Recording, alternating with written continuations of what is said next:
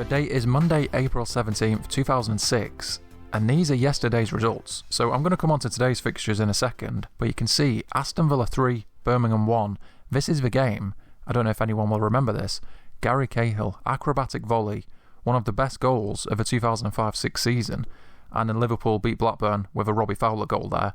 But as I'm about to show you here at the league table, Liverpool already got Champions League wrapped up in third place. Tottenham and Arsenal, 4th and 5th. They are really going for it to finish 4th. And then at the top, Chelsea are just running away with the league. 9 points clear of Man United. In fact, if Man United lose today's game, which we're going to come on to fixtures in a second, and if Chelsea win their game, Chelsea will be champions today. And a little bit further down, we're going to focus on Newcastle in 9th place. They are managed by Glenn Roeder at the moment, with Alan Shearer, his assistant manager. That's after Graham Souness left. So they're in a bit of a season of transition at the moment. And looking at the bottom half, only one thing stands out here. Sunderland, 12 points. Take a look at that. That is horrific. This is one of the worst teams in Premier League history. And Birmingham and West Brom also in the relegation zone. This is the season of the Harry Redknapp revival at Portsmouth. So he's returned at this point, and he's trying to steer them away from relegation trouble. The other teams aren't really in it, like Fulham, Aston Villa, they're away from relegation trouble, Middlesbrough. This is the season of their UEFA Cup run. So they're kind of preoccupied with that at the moment. And they're also just a few days away from an FA Cup semi-final against West Ham. And let's look at the fixtures then. So we're going to start off with Tottenham versus Man United. That'll be the first video printer to go to. And then Charlton, Portsmouth. Portsmouth really need to avoid defeat there at least. Chelsea, as I said, could wrap up the league if Man United lose and then Chelsea beat Everton. Middlesbrough, West Ham. A few days before their FA Cup semi-final, they face each other here in the league. Sunderland, Newcastle. So we had Aston Villa, Birmingham yesterday. Now it's Sunderland, Newcastle, another local derby. And then West Brom versus Bolton. West Brom really need to win that to increase their survival hopes. So let's go to the first game of the day. This is the team news. Tottenham, Man United. And the Tottenham team has a few star names in. Carrick, at this point, he's one of the most sought-after midfielders in England. Edgar Davids, Robbie Keane, Jermaine Defoe up top. And then the Man United team is full of star-studded names.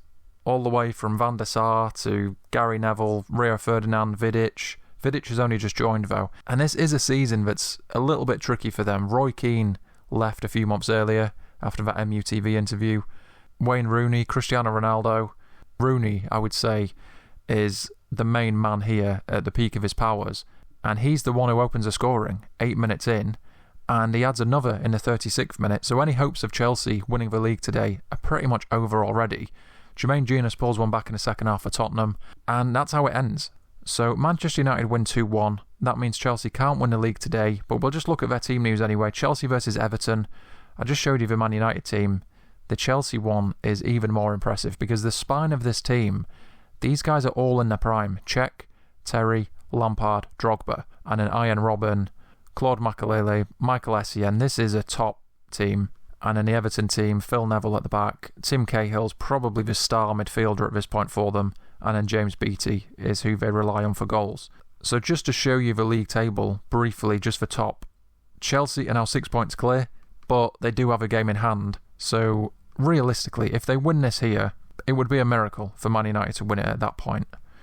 So before we go to the 3 PM games, one more bit of team news. I just want to show you Shearer starting up top for Newcastle. And the Sunderland team, as I said, they're bottom of the table. This is one of the worst teams in Premier League history. So now let's go back to the video printer for the 3 PM games. So Man United beat Tottenham 2-1, just confirmation of that. And Chelsea go 1-0 up through Frank Lampard. And then Justin Hoyt scores 4 minutes later.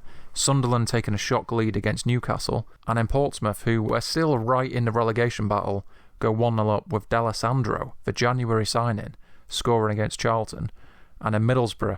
And bear in mind, in this era, they are spoilt for choice when it comes to strikers. They've got Jimmy Floyd Hasselbank, Mark Viduka, Yakubu, the UEFA Cup hero, Massimo Macaroni, and Hasselbank is the one here who gives them the lead against West Ham. And that's how it stays until half-time. So Portsmouth 1-0 up away at Charlton, on course to get a huge 3 points. Chelsea beating Everton, Middlesbrough 1-0 up against West Ham, and then Sunderland beating Newcastle. So before we go to the second half, a little bit of reaction from the first game. The inspiration for Manchester United's victory over Tottenham might have inadvertently come from Spurs boss Martin Jol. Speaking after his side's 2-1 win, United manager Sir Alex Ferguson said Yole's recent comments motivated his team. "I heard Martin Jol say on Saturday that it was probably a good time to play us, and I thought, oh really," Sir Alex revealed. Classic Fergie mind games, even if a game's over. He can't help himself. He's still going at it. Going into the second half, there's a red card. In the 47th minute, Lee Carsley has been sent off for a foul on Didier Drogba. So that makes this game even easier now for Chelsea against 10 men. And then Massimo Macaroni, I just mentioned him, scores a penalty for Middlesbrough to make it 2-0. Newcastle are now level against Sunderland, Michael Chopra. And then Alan Shearer scores a penalty for Newcastle in the 61st minute, which means he has now scored 206 goals for Newcastle.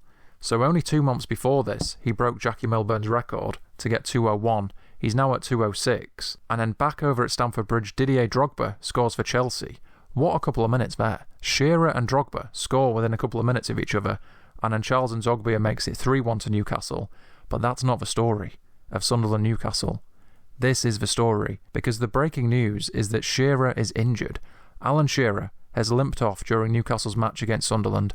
The striker is due to retire at the end of the season, with his last match expected to be the home fixture against Chelsea on May the 7th. However, depending on the severity of this injury, his career might come to a premature end. Chelsea 3-0 up now, Michael Essien scores, and then Charlton make it 1-1 against Portsmouth, Brian Hughes scoring.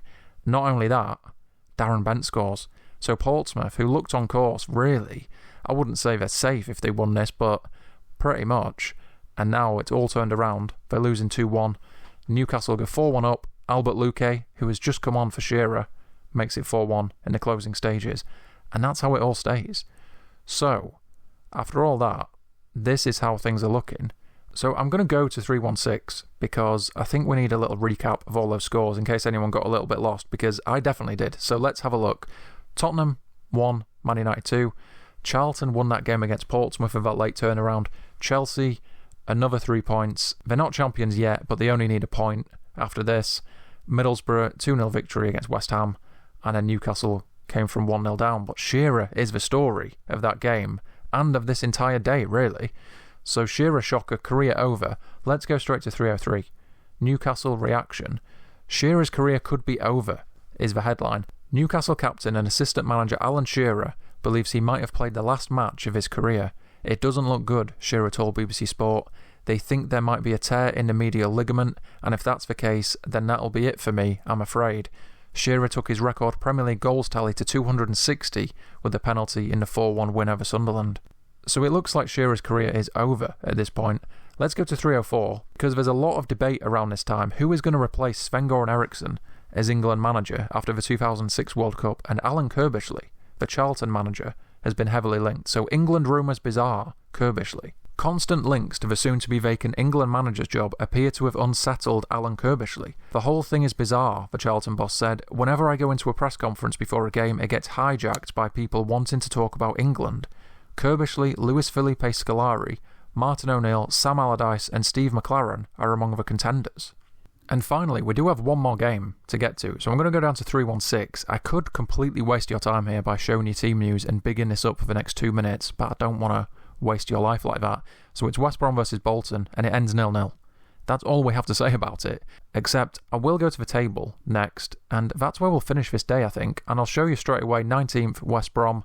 That point is not really enough against Bolton. They needed the victory, really, to close in on Portsmouth in 17th, but they didn't get it. So it looks like they're going down alongside Sunderland.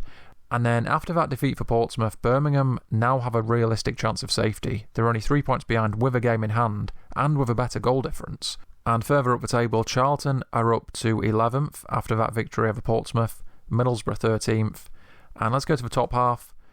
Looking a little bit further down, Newcastle have gone from 9th up to 7th after that victory over Sunderland. Blackburn still 6th place. They lost to Liverpool yesterday. Arsenal didn't play today, but that defeat for Tottenham means Arsenal can close in on them. And then at the top, Chelsea are 9 points clear, and their next game is against Man United at home. So all they need is 1 point in that game, and the title is theirs for the second season in a row. And that sums it up. That was your football news on Monday, April the 17th, 2006. If you enjoyed this video, you might also like the Premier League in the 1990s, The Making of Modern Football. It's available now on Amazon and in the description, or you can click inside that television set for another classic football story.